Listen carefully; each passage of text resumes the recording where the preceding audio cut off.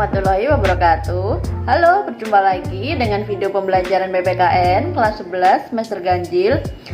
Pada pertemuan kali ini kita akan mempelajari mengenai kasus-kasus pelanggaran HAM. Dalam kehidupan sehari-hari seringkali kita melihat dan mendengar berita mengenai kasus pembunuhan, perampokan yang disertai dengan pembunuhan, penyiksaan, dan lain sebagainya. Semua peristiwa itu merupakan kasus pelanggaran HAM. Setiap manusia pasti memiliki hak asasi, akan tetapi hak asasi yang dimiliki oleh manusia dibatasi oleh hak asasi manusia lainnya. Dengan demikian, tidak ada seorang pun yang diperbolehkan untuk melanggar hak asasi. Akan tetapi, dalam kenyataannya, manusia suka lupa diri bahwa di sekitarnya terdapat manusia yang memiliki kedudukan yang sama dengan dirinya.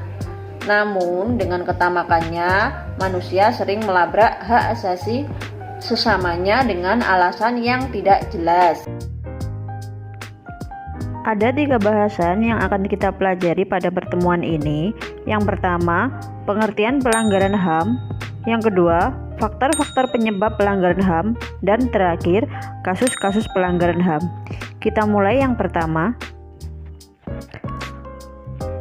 Pengertian pelanggaran HAM menurut Undang-Undang Nomor 39 Tahun 1999 adalah setiap perbuatan seseorang atau sekelompok orang termasuk aparat negara, baik disengaja atau kelalaian, yang secara hukum mengurangi, menghalangi, membatasi, dan atau mencabut hak seseorang atau kelompok orang yang dijamin oleh undang-undang ini.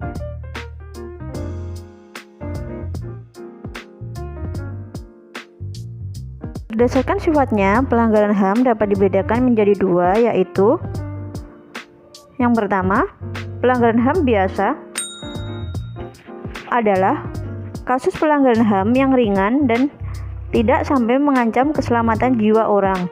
Namun, ini tetap saja termasuk dalam kategori berbahaya apabila terjadi dalam waktu yang lama. Contohnya, pencemaran lingkungan, penggunaan bahan berbahaya pada makanan, serta pencemaran nama baik seseorang. Yang kedua, pelanggaran HAM berat adalah pelanggaran HAM yang mengancam nyawa manusia seperti pembunuhan, penganiayaan, perampokan, perbudakan, dan penyanderaan. Pelanggaran HAM berat menurut Undang-Undang Republik Indonesia Nomor 26 Tahun 2000 tentang Pengadilan HAM dapat diklasifikasikan menjadi 2, yakni kejahatan genosida. Kejahatan genosida merupakan setiap perbuatan yang dilakukan dengan maksud menghancurkan atau memusnahkan seluruh maupun sebagian kelompok bangsa, ras, kelompok, maupun agama dengan cara membunuh setiap anggota kelompok, mengakibatkan terjadinya penderitaan fisik dan mental yang berat terhadap anggota kelompok, menciptakan kondisi kehidupan kelompok yang bisa mengakibatkan kemusnahan secara fisik, baik seluruh atau sebagian, memindahkan paksa anak-anak dari kelompok tertentu ke dalam kelompok lainnya. Kedua, kejahatan terhadap kemanusiaan merupakan suatu tindakan atau perbuatan yang dilakukan sebagai bagian dari serangan yang meluas atau sistematik yang diketahuinya bahwa serangan tersebut ditujukan secara langsung terhadap penduduk sipil yang berupa pembunuhan, pemusnahan, perbudakan, pengusiran atau pemindahan penduduk yang dilakukan secara paksa, perampasan kemerdekaan atau perampasan kebebasan fisik lain dengan sewenang-wenang, penyiksaan, perkosaan, perbudakan seks, atau segala bentuk kekerasan seksual lainnya yang setara. Kita memasuki bahasan yang kedua, yaitu mengenai penyebab pelanggaran HAM. Terjadinya pelanggaran HAM disebabkan oleh faktor-faktor berikut. Yang pertama, faktor internal, yaitu dorongan untuk melakukan pelanggaran HAM yang berasal dari diri pelaku pelanggaran HAM. Yang termasuk faktor internal antara lain 1. Sikap egois atau terlalu mementingkan diri sendiri.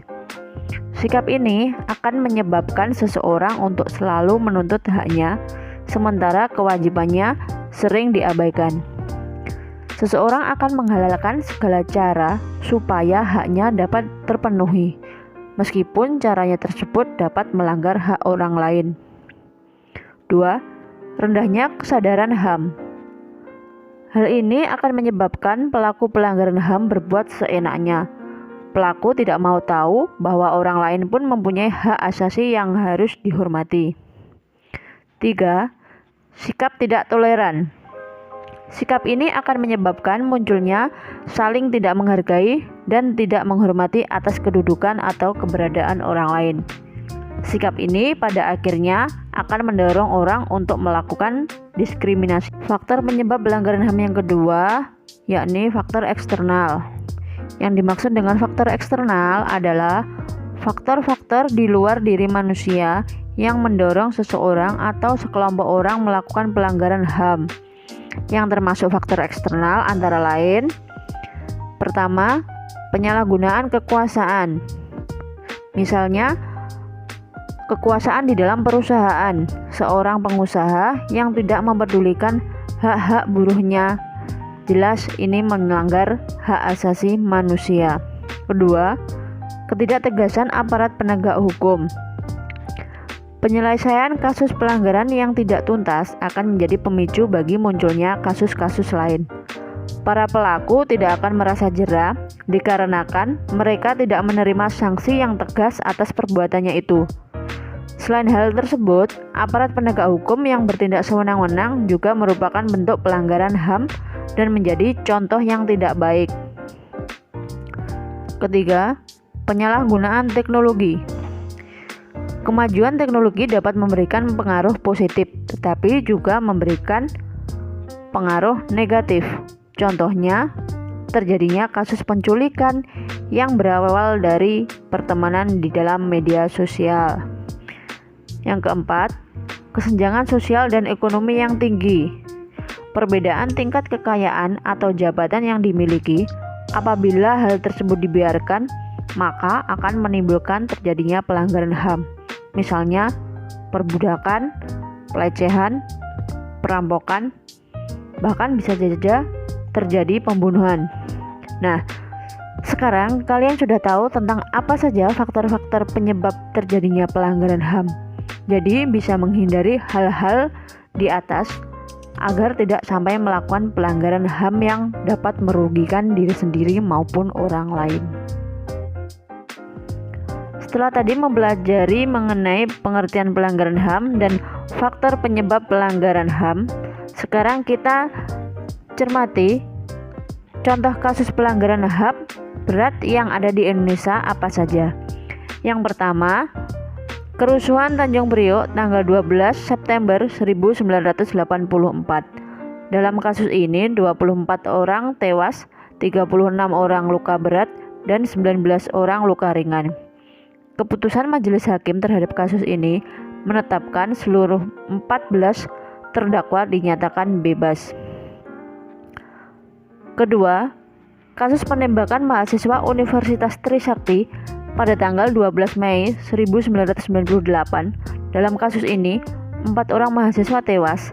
Mahkamah militer yang menyidangkan kasus ini memvonis 2 terdakwa dengan hukuman hanya 4 bulan penjara.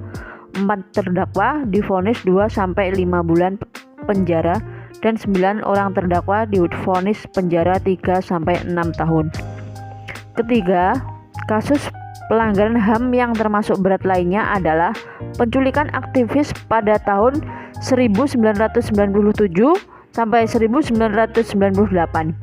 Dalam kasus ini, 23 orang dinyatakan hilang dengan rincian 9 orang diantaranya telah dibebaskan dan 13 orang belum ditemukan sampai saat ini. Nah, demikian tadi adalah penjabaran mengenai materi kasus pelanggaran HAM. Sekarang kalian sudah tahu bukan mengenai pelanggaran HAM. Semoga kalian dapat menghindari atau meminimalisasi pelanggaran HAM. Sekarang tugas kalian mengidentifikasi contoh kasus pelanggaran HAM yang terjadi di lingkungan keluarga, lingkungan sekolah maupun lingkungan masyarakat. Isilah seperti tabel di bawah ini. Kemudian, kerjakan di buku tulis dan kumpulkan melalui WA Ibu Nevi. Sekian untuk pertemuan kali ini. Terima kasih. Assalamualaikum warahmatullahi wabarakatuh.